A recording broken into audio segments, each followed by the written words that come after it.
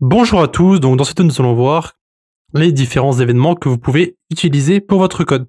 C'est parti. Évidemment, on ne va pas voir tous les événements qui sont disponibles pour la documentation, pour la librairie, mais nous allons voir une bonne partie d'entre eux et certains qui sont très utiles. Donc, premièrement, on va voir les événements qui sont sur une seule ligne. Donc, en général, je les ajoute en dessous de mon client.login qui est ici. Donc par exemple ici le ready, on peut le mettre sur une seule ligne, ça veut dire qu'on peut enlever comme pour le if, ici les différents crochets, et mettre ensuite le console log sur une seule ligne, comme ceci. Donc ça marche aussi comme ce qu'on avait mis avant. Du coup je vais prendre cette ligne ici, et je vais la mettre en dessous de mon login, ici. Donc je vais mettre quelques tirets pour séparer le tout. Et maintenant nous allons nous rendre sur la documentation pour voir les autres événements qui possèdent qu'une seule ligne. Donc ici sur Discord.js, vous allez voir encore une fois sur la classe client, donc là où se trouvent les différents événements, donc on a ici Events, et vous avez 4 événements que vous pouvez mettre sur une seule ligne. Vous avez Debug, vous avez Error, vous avez plus bas donc Ready qu'on a déjà vu, vous avez Warn, vous avez tout en haut, et c'est tout. Donc il faut savoir que les deux événements qui sont Disconnect et Reconnecting, qui étaient dans les versions 11.5, etc., eh bien, ont été en fait enlevés pour d'autres choses dans la version 12. Du coup, vous n'avez plus ici Disconnect et Reconnecting. Donc, on va maintenant voir à quoi sert Debug, Error et Warn. Donc, le premier qu'on va taper, ça va être Error, donc client.on error, comme ceci. Donc, cet événement va en fait être déclenché à chaque fois que le client va détecter une erreur.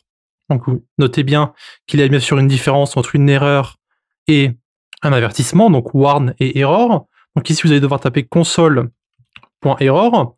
Donc ça va en fait renvoyer l'erreur que vous allez avoir dans votre console. Donc si le bot a une erreur. Ensuite, vous avez client.on warn. Ici, ça sera donc console.warn. Donc vous aurez un avertissement. Et ensuite, vous avez donc client.on debug. Et ici, ce sera simplement console.log. Donc ce qui va se passer, c'est que le debug va en fait renvoyer certaines informations concernant le bot directement dans le terminal. Donc ça va en fait renvoyer plusieurs informations concernant la connexion au bot, etc., etc. Donc ça permet en fait de voir si, par exemple, votre bot n'est pas connecté pour savoir si le problème vient de vous ou si le problème vient de la librairie. Donc ici, ce qu'on peut faire éventuellement, en plus du message, c'est ajouter un autre événement qu'on va pouvoir utiliser. Donc encore une fois, je vous montre uniquement cet événement parce que les gens ont du mal à comprendre en fait comment fonctionne la documentation. Ici, on va en fait voir comment utiliser guild member add, donc qui est en fait déclenché lorsqu'un utilisateur va joindre votre serveur ou n'importe quel autre serveur. Et il faut savoir en fait qu'il y a une grosse différence entre les différents événements et les différents paramètres que vous pouvez utiliser. Donc ici, on va sauter une ligne, on va mettre client.on guild member add. Et on va mettre ici donc le paramètre, comme vous pouvez le voir, ce n'est pas message, mais c'est member. Donc member, comme ceci. Et donc ici, on va mettre, donc ici pour l'instant je vais mettre message.channel.send, mais vous allez voir qu'on ne va pas pouvoir utiliser ça. Voilà. Donc ici, le truc c'est que message n'est pas défini. Donc si vous essayez de taper une commande et de déclencher votre bot, eh bien en fait ce qui va se passer, c'est que le bot va dire que message n'est pas défini, comme c'est le cas ici. Et c'est vrai parce qu'en fait, ici, vous n'avez pas accès aux paramètres message, comme c'est le cas pour l'événement message. Mais alors, vous allez dire, comment est-ce qu'on va faire pour pouvoir envoyer un message dans un channel ou, par exemple, à l'utilisateur?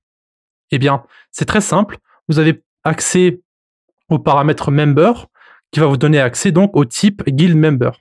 Donc, le type guild member, c'est aussi une classe, hein, et vous avez ici plusieurs propriétés pour member. Donc, propriétés et méthodes. Et je vous rappelle, vous pouvez aussi utiliser client. Donc par exemple, pour envoyer un message à un utilisateur qui vient juste de se connecter sur votre serveur, vous pouvez utiliser member. Et ici, vous pouvez aussi utiliser la méthode send pour lui envoyer directement un message. Donc, méthode member.send, salut à toi, par exemple.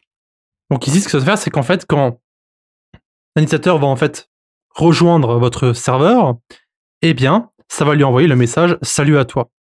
Et alors, du coup, comment est-ce qu'on va faire pour renvoyer les informations directement sur un channel? Eh bien, ça va être un peu plus complexe, mais pas complexe du tout. Donc je vous rappelle que vous pouvez utiliser client, puisque client, on va dire, est disponible pour tous les événements. D'accord? Donc ici, on va voir, on regarde sur Member, on peut voir que vous avez aucune propriété qui utilise les channels. Bon, vous avez Guild, hein, bien sûr, qui Guild peut accéder, lui, à Channel, mais il y a une façon plus simple de faire. D'accord? On va aller dans Client, ici, et vous pouvez voir que Client a en fait accès à toutes les guildes, à tous les channels, etc., etc. Donc on va utiliser cette propriété channel pour détecter le channel général de votre serveur. Bien sûr, plus tard, pour détecter un serveur, un channel pour une personne, il faudra soit faire via une commande, soit il faudra le faire via une fonction qui le fera automatiquement pour eux. Donc ici, on va pouvoir utiliser client.channels. Et Channel possède plusieurs types. Vous avez Channel Store, Snowflake et Channel. Donc si vous regardez sur Channel ici, vous n'avez rien que vous pouvez utiliser. Vous avez Snowflake, ça c'est un peu plus compliqué. Et vous avez ici Channel Store. Donc ce qu'on va faire, c'est qu'on va utiliser une fonction JavaScript qui va s'appeler find. Ici, on va stocker le channel dans une constante. Et on va mettre client.channels.find. D'accord? Ici, dans find, on va devoir utiliser en fait une fonction. Donc ici, on va mettre r.name égale général. Et ce que cette fonction va faire, c'est en fait rechercher votre channel, votre guild, pardon, donc votre guild, c'est votre serveur, pour un channel qui s'appelle général. Et une fois qu'il l'aura trouvé, il pourra envoyer un message dessus. Mais du coup, ici, nous n'envoyons aucun message. Donc ce qu'on peut faire, c'est éventuellement ajouter le point send après. Ouais, évidemment, hein, mais vous pouvez aussi utiliser ici channel.send. Et vous mettez ici, par exemple, donc des backticks, c'est Alt-GR7. Et vous mettez member, donc ça, c'est la personne qui a rejoint le serveur. Et vous mettez a rejoint le serveur, par exemple. Voilà. Et vous pouvez très bien le faire aussi sans la constante. J'ai pas essayé, mais ça doit être logiquement possible. Vous mettez client.channels.find.send. Je suis pas sûr que ça fonctionne. Moi, je préfère le mettre directement dans une constante et utiliser la constante. C'est beaucoup plus clair comme ça. Donc ici, on va simplement lancer notre bot. Vous allez voir que le debug va être utilisé. Vous allez avoir différentes informations concernant le bot. Je vais mettre le terminal en grand. Je vais faire node main.js. Vous avez plusieurs informations. Donc, préparation de la connexion au gateway.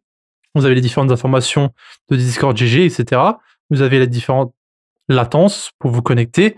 Et vous avez ici la connexion. Donc, je suis prêt. Ici, on va pouvoir utiliser le bot. Donc ici, ce qu'on veut voir, c'est ce que va faire l'événement guild member add lorsqu'un membre va rejoindre le serveur. Donc ici, je vais me connecter avec un autre compte. Donc je vais d'abord récupérer l'invitation du bot. Server settings, code. Je vais aller ensuite sur le Discord. Je vais appuyer sur le plus, je rejoins. Et il devrait se passer deux choses. Première chose, je devrais recevoir un message du bot, comme c'est le cas ici, et je devrais avoir un message dans le channel général sur le Discord. Donc ici, vous pouvez voir que j'ai bien le message salut à toi, donc à 6h46. Et si on va sur mon Discord, donc sur ma partie, vous pouvez voir qu'il y a bien marqué ici Anils a rejoint le serveur. Et donc il s'agit bien de mon pseudo. Hein. Voilà. Donc, encore une fois, très simple, il suffit simplement de savoir comment il y a la documentation, comment utiliser les différentes fonctions de JavaScript et savoir quels paramètres vous pouvez utiliser.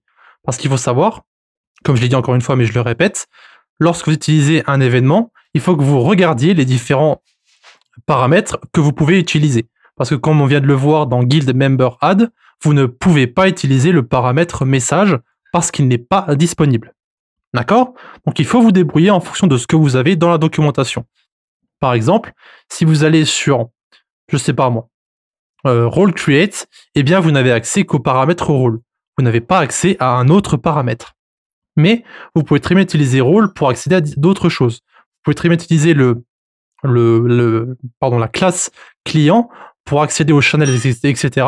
Mais vous ne pouvez pas utiliser message ou un paramètre qui n'est pas disponible. Voilà. Ça sera tout pour l'introduction aux événements. Donc c'est vraiment une très petite introduction donc à la documentation, comment la lire, etc. Et donc dans la prochaine vidéo, on va commencer à taper nos différentes commandes. Merci d'avoir regardé notre vidéo jusqu'à la fin. Donc, grand merci à nos Patreons qui nous suivent pour le moment, donc qui se trouvent en bas à gauche. Si vous désirez avoir plus d'informations sur Patreon, allez simplement dans la description et retrouvez-nous directement sur le site.